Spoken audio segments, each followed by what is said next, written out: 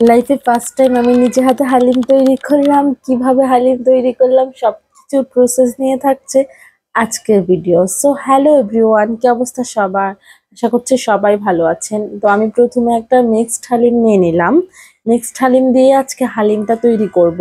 প্রথমে আমি হালিমটার প্যাকেটটা ওপেন করার পরে ছোট ছোট দুইটা প্যাকেট পেয়ে গিয়েছি, একটা বড় একটা ছোট। তো ছোটটার মধ্যে স্বাভাবিকভাবে মশলা থাকে, বড়টার মধ্যে চালের গুঁড়া ডালের গুঁড়া মিক্সড হালিমটা থাকে।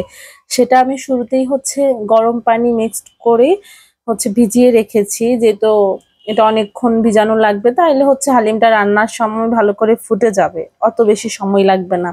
এরপর আমি মাংসগুলো ছোট ছোট করে কেটে নিলাম, যেহেতু আমি মুরগির মাংস দিয়ে রান্না করব। গরুর মাংস দিয়ে রান্না করলে সিদ্ধ হতে অনেক সময় লাগে। দেন আমি বিভিন্ন ধরনের মশলা যা যা ব্যবহার করব, পেঁয়াজ, রসুন, তেজপাতা, লবঙ্গ, দারচিনি, এলাচ, কাঁচামরিচ সবকিছু নিয়ে নিলাম। দেন আমি হালিমের সাথে যে মিক্সড মশলাটা ছিল সেটা একটা বাটিতে ঢেলে নিলাম। এরপর তেল দিচ্ছি, তেল দিয়ে পেঁয়াজ, রসুন, তারপরে পেঁয়াজ বাটা, আদা বাটা সবকিছু দিয়ে ভালোভাবে নেড়ে নিচ্ছি।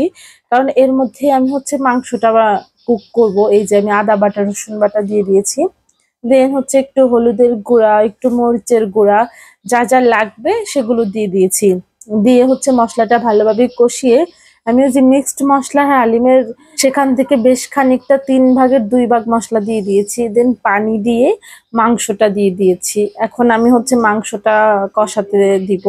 মাংসটা সিদ্ধ হয়ে আসলে দেন আমি বাকি প্রসেসটা করব। এর মধ্যে দারচিনি, এলাচ, তেজপাতা সবকিছু দিয়ে দিয়ে কাঁচামরিচ দিয়ে আমি ঢাকনা দিয়ে ঢেকে দিয়েছি।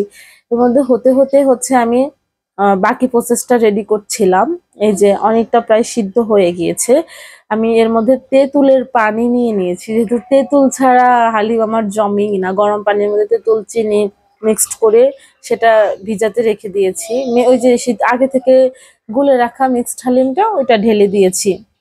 ঢেলে আমি ভালো করে নেড়ে চেড়ে তাও ঢাকনা দিয়ে ঢেকে দিয়েছি। এর মধ্যে আমার ভিডিওটা কে কোত্থেকে বসে দেখছেন অবশ্যই কমেন্টে জানাবেন।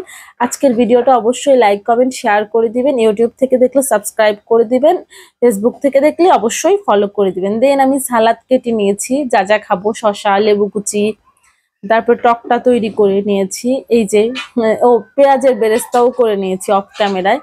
দেন হালিমটা আমি রান্না করা শেষ, মাগরিবের নামাজ পড়ে গরম গরম খাওয়ার জন্য পরিবেশন করছি সবার জন্য। যেহেতু প্রথমবার আমি হালিম রান্না করলাম, তো আমার এক্সাইটমেন্টটাও অনেক বেশি ছিল। দেন আমি হালিমটাকে সাজাচ্ছিলাম, শসা, তারপর কাঁচা মরিচ, পেঁয়াজের বেরেস্তা দিয়ে এক টুকরা লেবু কুচি দিয়ে দিয়েছি। এই তো আমার হালিমের ফাইনাল লুক। সত্যি কথা বলতে সবাই খেয়ে অনেক প্রশংসা করেছে যে হালিমটা নাকি অনেক মজার ছিল। তো আপনাদের কাছে ভিডিওটা কেমন লেগেছে অবশ্যই জানাবেন। আল্লাহ হাফেজ।